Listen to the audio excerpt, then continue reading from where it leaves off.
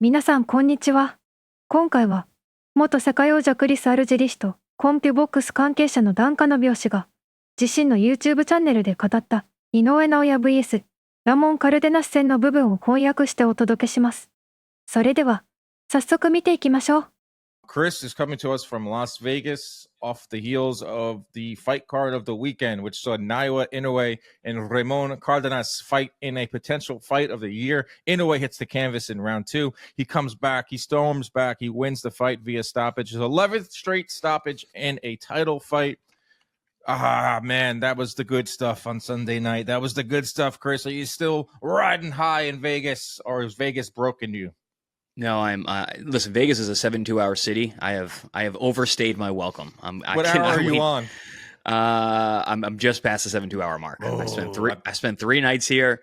My voice, you can hear. I'm hoarse. Lots of boxing, lots of talking. I'm ready to go home and sit in silence. Well, we did 4 pods last week, and then here's the first to start off this week. You called. How many fights did you call? At least 8, right? Yeah. Last night was, I think 6. No, 6 fights. 6 fights last night. I watched the interview you did with Sean Zattel while you were breaking it all down, shouting in the media center. That can't be good for your voice. No, you hear my voice is rattled. But it's been nonstop talking between our shows, between calling the fights, between being in loud arenas. Hosting the press conference. The weigh-in. It was super loud in there. There was a ton of people. Hundreds of people showed up for the weigh-in. So we actually had to speak over them too. So a lot of strain on the voice. But listen, man, when fights are as good as they were, when the fights are as good as they were last night, it's all worth it. Joe Test his voice must be hurting because you didn't get to hear it. You might have heard it through your microphone and Christina's call because that's the loudest I've ever heard Joe Test scream during that second round. ジョーテストは、ジョーテストーレ氏のことで、著名な ESPN のスポーツコメンテーターです。2024年7月にプロレス団体 WWE のコメンテーターに就任することが決まり、話題を呼びました。クリスティーナ・コンチャー氏はトップランクボクシングと ESPN のコメンテーターで、2023年にはフォーブスが選ぶボクシング界で影響力のある人物50人にも選出された人気のある人物です。そして、井上選手がダウンを奪われた時のデストーレ氏の実況を聞いてみましょう。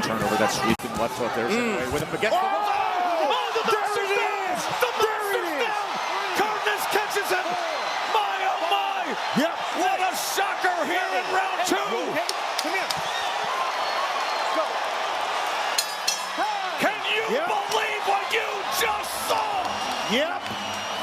There are books in the desert that has him as 100-1 underdog, and he just put Inoue down. And then during Inoue's comeback and those middle rounds, when they were whizzing punches and Cardenas was just narrowly missing Inoue, and it looked like it could be in the balance. It looked like any punch that Cardenas landed could stop Inoue and stop that entire train that is Naoya Inoue. But yeah, let's start there. I mean, it was the fight of the weekend. Is potentially fight of the year. If it could have been any weekend, this would have probably been the fight of the year. That's how good it was. Coming off of a weekend that left us wanting more. A lot of unbalanced performances Friday and Saturday, which we'll get to as well. Canelo Alvarez also fought this weekend. But yeah, let's get right into that fight. I mean, Naoya Inoue comes out and he hits the deck early, just like he did in the Neri fight. And this wasn't just some flash knockdown, Chris. He looked rocked. It looked like the right hand that Marquez landed on Pacquiao, which also came at the end of the round. The only difference is Pacquiao was knocked out cold. Inoue looked rattled, a little shot, gets back up, but his recovery powers are insanity. What were you feeling? What were the thoughts in that arena? Can you believe that second round with hard punching Cardenas? I've had the opportunity to call Cardenas' last 3 fights on ProBox TV, and I knew he was the goods. And I've spoken to Joel Diaz about him in fighter meetings, and he really believes in the kid. ファイターミーティングは、選手や限定的な関係者の間で行われるミーティングで、ルールやスケジュール、会場の案内、安全面などの重要事項を共有し、試合に向けての準備や心構えを話す場です。プレスカンファレンスにも質疑応答等はありますが、プレスカンファレンスはライブ配信で多くの人に公開され、メディアやファンに向けた宣伝を狙ったものです。And, right when we got on air, Christina asked me, she's like, Cardenas, well, what is his chance or shot to win here? And I go, he's an excellent counterpuncher and he can punch hard with both hands. And we saw it, man. I wasn't, not that I wasn't surprised, because obviously it was super surprising, but I was like, I kind of knew this guy had this in him. He could do that. I didn't expect him to look so good, with those counter shots and how powerful he looked. But man, when Inoue went down, and dude, he's on his knees looking at his corner, and I was like, this could be it. This could really be the end, like you said, of this Naoya Inoue train. Like, I was just like, and then he just gets up and he does what he does, man. He just gets right back to work. He is something else, man. Something else. It was insane in there last night. The place went absolutely bonkers. Yeah, the paid attendance was like just under 9,000, which is pretty good considering it was a Sunday night on Cinco de Mayo weekend with a Japanese fighter as the main event. I know they had Rafael Espinosa in there, but he's not a huge name just yet, even though he should be with the way that he fights. Yeah, he's a star. Oh man, but I'm so impressed with Inoue's recovery powers. I mean, like, he's like in a video game. Like, his attributes, like obviously power and all that, and charisma would be way up. But like, if there was a thing for recovery, it would be 100, because now this is 2 fights where he's gotten up off the deck. The Neri fight as well. And he also was hurt a little early on in his career. The Donaire fight comes to mind too, where he had the broken orbital bone, and then went on to outland Donaire 3-1 down the stretch, like 95-30 or something crazy like that. Neri, he hits the canvas early, comes back to stop him. This was like that was a hard shot. That was no flash knockdown. But the way that he gets up and like stays in the pocket, and he had those 2 or 3 rounds in between the stoppage and the knockdown, where he was recovered or somewhat recovered, but was also there was like inches, centimeters between some of those Cardenas shots. But that's just Inoue willing to stand in the pocket and get the knife. Like, he felt like, all right, I got to get this guy out of here, which is so admirable. And why I believe he's such a special fighter is because he gets up off the canvas. He has flaws now. He is getting older at age 32, but he didn't just coast to a disputed decision at the end. He finishes these guys after. It's wild to see. You said a key word in there, Dan. Willing. His willingness to take a risk of getting knocked out to knock you out is what makes him so special. Because, just like you said, most guys, if they get hit with a shot like that early on and they have that much riding on them, like, listen, anyway, he can't lose, dude. The pressure that's on him is so crazy. The pressure that's on him, most guys, when that happens, they get a little more cautious. They get on their jab. He doesn't. He goes on kill mode. He's stalking. You hurt him, he turns into he tightens up his guard. He puts himself out there, and he goes on stalk mode. He's like, I'm getting it back, and I'm gonna get it back worse. I can't say more good things about him. He's an absolute warrior. In the fighter meetings yesterday, actually 2 things. I thought about this while you were talking. You mentioned his recuperative powers, and our guy Nonito Donaire. So he was co-hosting the weigh-in with me on Saturday. And one of the major things that he wanted to get across to everyone when he spoke about how good Naoya Inoue was, he's like, yeah, the power's there. He hits really hard. If you blink, you're going to sleep. But he's like, he's so tough. He's like, I remember hitting him with shots and being like, hey, and he's still coming. And he's like, I don't think people give him enough credit for how tough he actually is. And he had to show that once again last night with Cardenas. And then also in the fighter meetings, we asked him what his favorite thing about fighting was. He said brawling. Would you think of a pound for pound great guy with him with fundamentals that he has, a Japanese, like, I mean, talking to him, he's like a scholar, like, would say brawling is his favorite thing to do? I think no, and I think we're seeing that now more and more because his last couple of fights have been brawls. Like, he wants to go to war. Yep, he dominated early on in his career because he was just so much better. And as he's now moving up, and as he's getting a little bit older, he's finding himself in more brawls. And that Donaire fight was the first. That was the first Donaire fight. War, absolute war. And you got to give Donaire credit because he pushed Inoue to the brink, and that was when Inoue was in his chronological prime. But yeah, he's a brawler, and he's everything you want the pound-for-pound fighter to be. And there are some detractors out there. I'm not going to spend too much time on them, but like, oh my God, he got dropped again. He got dropped by a Lyft driver. Ramon Cardenas drove a Lyft. That is more indicative on the business side of boxing, that someone like Cardenas has to go out and take other jobs. rather than a shot at his skills, because he showed that he is world class. Ramon or Cardenas, he is world class. But there are some detractors out there. But with Inoue, they're always going to be there because they just can't deal with the fact that the pound for pound guy is a smaller fighter from Japan who they don't know who he fought because they're just ignorant. But he's everything that's right with boxing. He's everything that should be your pound for pound guy. Like, he has some flaws. Like, listen, Oscar and Tito Trinidad come to mind. Those guys were top pound for pound guys in the late 90s and early 2000s. They got knocked down. Like, they were in good fights. Like, they entertained. They got knocked down. They had a few flaws, but they finished the show for the most part, and they won their fights. And that's what Inoue is now. He's now a brawler. Like, in addition to have sublime skills, it's must-watch TV because you might see him hit the canvas, and for damn sure he's going to probably knock the guy out after that. And to me, that's a recipe for a fight of the year. When both guys hit the canvas, yep, that's like a rare thing in boxing these days. Yeah, to go back and forth that way. I mean, it is a true battle, and last night was a battle. And listen, just like you said, those punches that were just missing, it was like there was like silence in there when those shots were flying, because you were like, oh, this could be it. That could be the shot. And it was just back and forth. It was everything. Like you said, it's everything that's right about boxing was that fight last night. Two guys who are absolute warriors who were just locked in. Yo, Cardenas, he showed world-class poise last night. Staying in the pocket, looking for those counters. He got a little too left hook happy, but honestly, the jab of Inoue really disarmed Cardenas from being able to do anything else, and he's spending more and more time on the ropes. And listen, we tip our hat to Joel Diaz in the corner. I don't know how much you could hear about him. They showed him a bunch. He was fantastic. Everything he said in the corner, I could hear him. I was right behind him. Was spot on, right on the money. Exactly how you want a coach to talk in moments like that. Everything he said was very concise. He didn't give too much information. He told him exactly what he wanted to do. He told him the left hook before he dropped him. Told him. Joel Diaz goes, hey, Ramon, when he fires that right hand, I want you to come back with the left hook. I don't care if it's to the head or the body. Just throw that motherfucker. He's like, and throw it hard. He said it just like that. He's like, I don't care.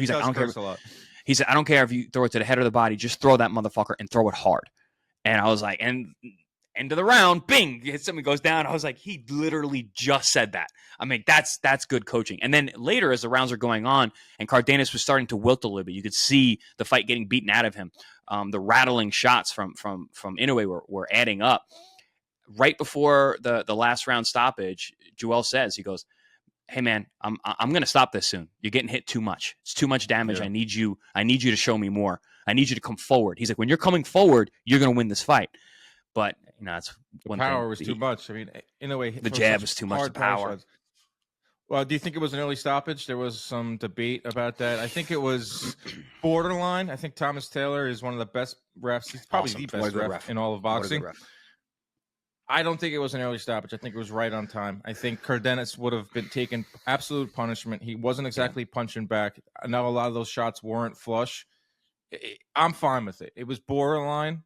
But the other side of it is we see Cardenas get blasted out, and then we don't get to see him again. We don't get to see him potentially. I want to see him fight like Louis Neary. I want to see him fight a ton of other guys at 122. So I was fine with the stoppage. I understand both sides of the coin. Like, you want to the competitive nature of that fight. Probably, if he didn't stop it, I wouldn't have been like, oh my god, the ref should have stopped it. So where did you lean there? So initially, as I saw the stoppage, I was like, damn, too early. But in the context of everything that was going on, I think the stoppage was perfect. If Joel Diaz had not said what he said in the corner, when, Joel cares about his guy. And he also understands that his guy's in this fight, and they came to win. When he tells you the round before, I'm going to stop it, that put it in my mind that, like, he knows his fighter. He knows his fighter's taking a lot of damage. And those shots, Dan, they were rattling. Those are like brain rattling shots. Every jab that Inoue throws is a power jab. It's like a right hand. Just bing, bing, bing. All those shots are adding up. And you saw when Cardenas did go down, it wasn't a single shot.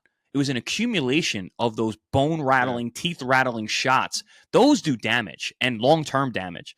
So I think the decision was to stop it at the time was actually perfect because, like you said, this kid showed that he belongs in the room and he's going to get more big shots. I'd rather him live to fight another day. And I know that's like a grave way to say it, but I want to see him be as this good with other guys because, listen, it's Inoue. Cardenas fought great. He showed up. I think he did the best that he could possibly do.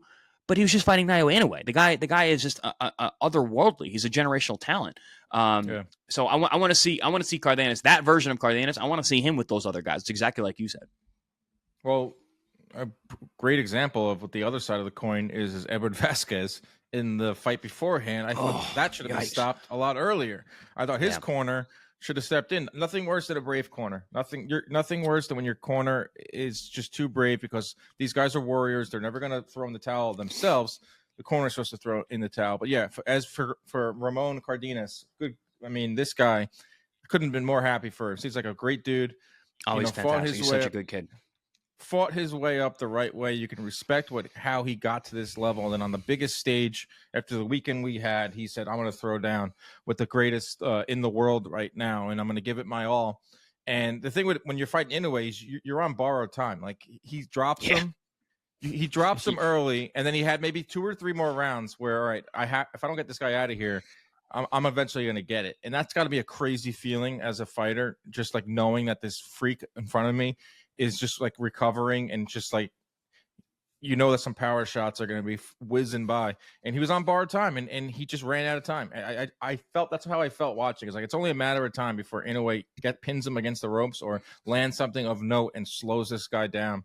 But you're right. I want to see him like Luis Nery versus Ramon Cardenas, like, would be fireworks. Like any of these guys, anyone that Inoue has beaten in the last like 2 or 3 years, I want to see him in the ring with Cardenas. Like, just do that and put it, like, someone should scoop him up. I know he's with yes, ProBox? ProBox TV fighter. Yes, ProBox TV fighter. Great. So let's get this guy going, because we have to start rewarding these fighters that lay it all out there. I think that's one thing we learned this weekend. To your point, when they did the in the ring interview with Ramon, and they asked about the power, and he goes, listen, it wasn't any single shot. Yeah, he hits hard. Yes, the power was there. He was like, but really, and he made up a word that I really loved. It was the overwhelmingness. I love making up words.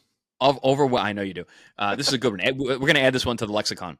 Who said this? Overwhelmingness. Ramon in the ring. Great word. Overwhelmingness. He's like, I was more the overwhelmingness of Inoue's attack. He's like, he was just constantly on me. And it's just like, to your point, like, you're on borrowed time when you're in there with him, because my old Fight Club saying, on a long enough timeline, everyone's survival rate goes to 0.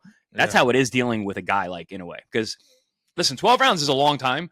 It's not that long, so he's out there to get you out of there. But yeah, no, just incredible showing by both these guys, and we really got to be aware of how special a guy like Inoue is. Dan, I'd never been that close to him. I've called his fights before, but I called him in the bubble, so I wasn't like on the ring like I was this time. Oh, and so sick, bro. Watching him walk in, and you've met him, of course, and you've been around briefly. Him.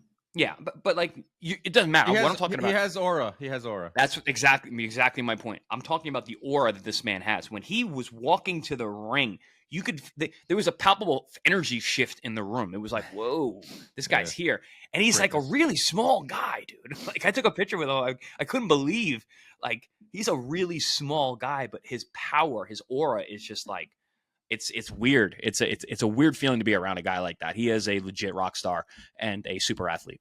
He's an all-time great. I mean, he's everything. All the superlatives are there. It's not glazing. It's literally legitimately just praising a guy that's different. Like, you're different. Like, these guys are in a different era. Like, I was around Usyk this past week at the Undisputed video game event. He has a different air about him. He is an all-time. There's not many of them. It's a handful of, like, these guys that are just special, and they come along, and you need to appreciate them. And Inoue probably has 2 or 3 more years of peak, maybe even not. I want to talk about that. Like, yeah, he has gone down now in 2 of his last 3 fights. He's 32 years old. The wear and tear on his body, the amount of weight classes that he has jumped, the training camps, the pressure now of being the face of an entire country, and not just country, an entire area. Him and Otani are the face over there in the Far East. He's the face. Him and Otani. So, like, are you seeing some signs of slippage? We can't ask that, because he is going down in these fights. We do have to mention that he is bouncing back and winning via stoppage, but you can't I can't not see him. He's susceptible to being hit because he's so willing to stand and trade. I don't see slippage. So quick answer to that question. I think that we're just seeing him look more human as he moves up in weight. And we got 2 definitive answers from him in the fighter meeting. Because a guy like him who is, like I said, a rock star and a superstar the way that he is, they're so media trained. You can't get any real answers out of guys like that. They're so used to getting asked a million questions and we're trying to get something out of them and they don't want to give you anything. Anyways, kind of that guy. But we did get 2 definitive answers from him in the fighter meetings on Saturday. Featherweight is as high as he will go. He will not fight beyond 126. And 35 years of age is the last time he'll fight. So he even understands. That's an acknowledgement to me that he's human, right? Him saying that. He's like, I can't go higher than 26, even though there's going to be massive boatloads of money at 130 if Tank wanted to come down or if Lomachenko wanted to come down. We asked both of those. Neither one of those got anything out of him. There was no response. He's been asked so much about it. Yeah, nothing. That to me tells you said that. Yeah, he's realistic. He also said after the fight that he as long as he can make 122, he's going to keep making. He's in no rush to even go to 126. Yeah, and I was fine with that because I think there's some really fun fights still at 122. There's a slew of Japanese fighters below him at the lower weights. Nakatani, most notably. He brought up Nakatani. Fights. He brought him up. He was naming names. Oh, absolutely. He said MJ and he said Nakatani. He still has work to do at 22, and he wants Nakatani at 22. So MJ's next, which is crazy. Yes. September. Like that's another great fight, and that's another one that a lot of casuals fans know that name. That's a good fight.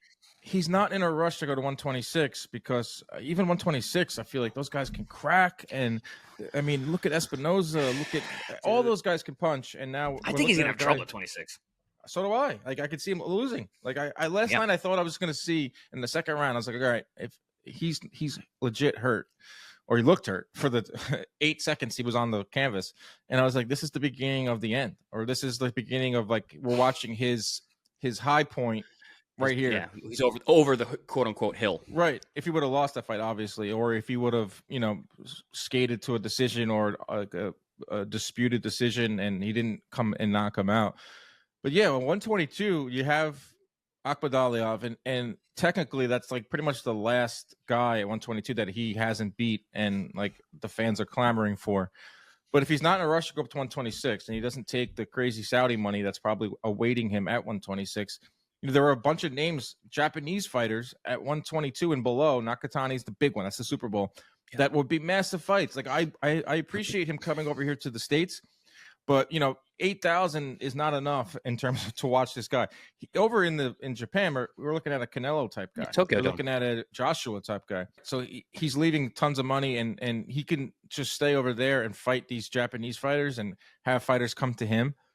But I do think there's going to be that pull from Saudi. I do believe that he will go to 126 at some point. He is only 32, quote unquote.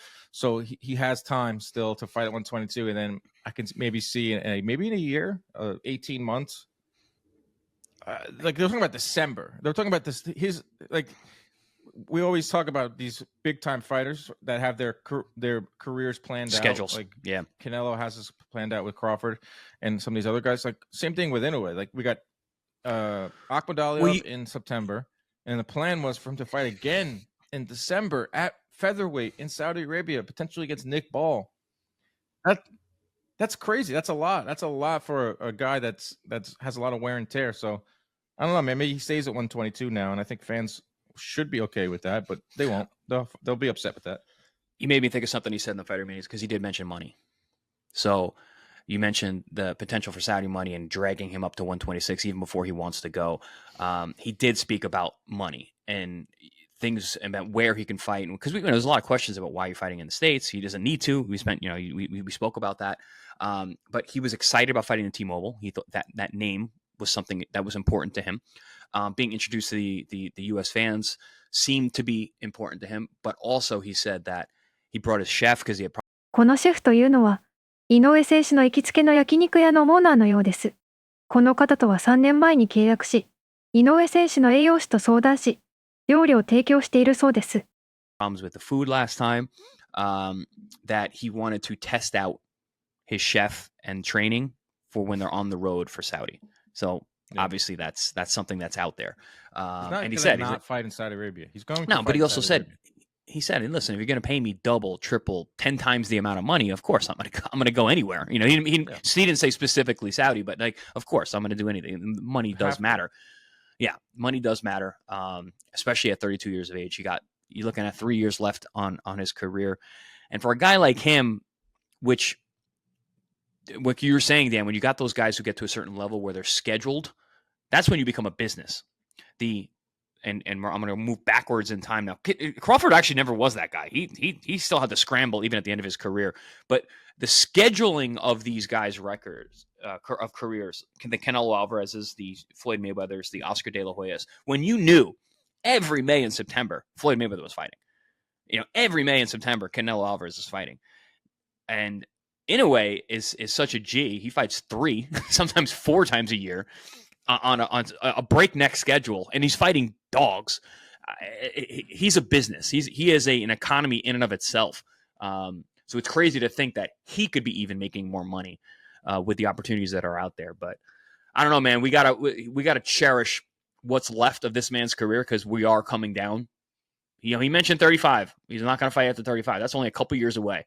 So every time this guy fights, we need to understand what the hell we're watching and need to appreciate what he is because someone like him is not coming around anytime soon. No, he's so special. And maybe 4 or 5 fights left, or 5 fights max left in his career. Yeah, cool to see him in Vegas. Cool to see him do with the American media. I saw Fight Hub got some interviews. Najee from Cigar Talk got some stuff. 井上選手がアメリカに行った際、多くのメディアに登場しました。私が特に印象に残ったのは、バレラ氏のインタビューです。井上選手は、父でありヘッドコーチのシンゴ氏の影響を受け、好きなメキシコ人ボクサーに、マルコ・アントニオ・バレラ、エリック・モラレス、クアン・マヌエル・マルケスを挙げています。そのためか、インタビュー中の表情には、嬉しさと緊張が入り混じり、他のインタビューでは見られない一面がありました。バレラ氏が話している間、じっと彼の顔を見つめる様子から、本当に尊敬し、好きなのだと感じられました。今回ご紹介した3つのインタビューのリンクを概要欄に貼ってあります。まだご覧になっていない方は、ぜひチェックしてみてください。That's good. That's good. Get this guy over here and get him so we can win over some of these detractors out there. There's not many. He's you know, there's a few idiots out there that don't appreciate Inoue and everything is about. We can't really focus on them. But how about this? I mean, back-to-back weekends with potential Fight of the Year candidates. So now delighted as always to be joined by Nick Ball. Nick, first of all, how you doing? All good, you know, just finished training, yeah. All good. Yourself? Good, thank you. I didn't realise how powerful you were on the bag, to be fair. It was quite loud. Yeah, good, innit? Just all the practice and hard work over the years, yeah, just paying off. Obviously, I spoke to you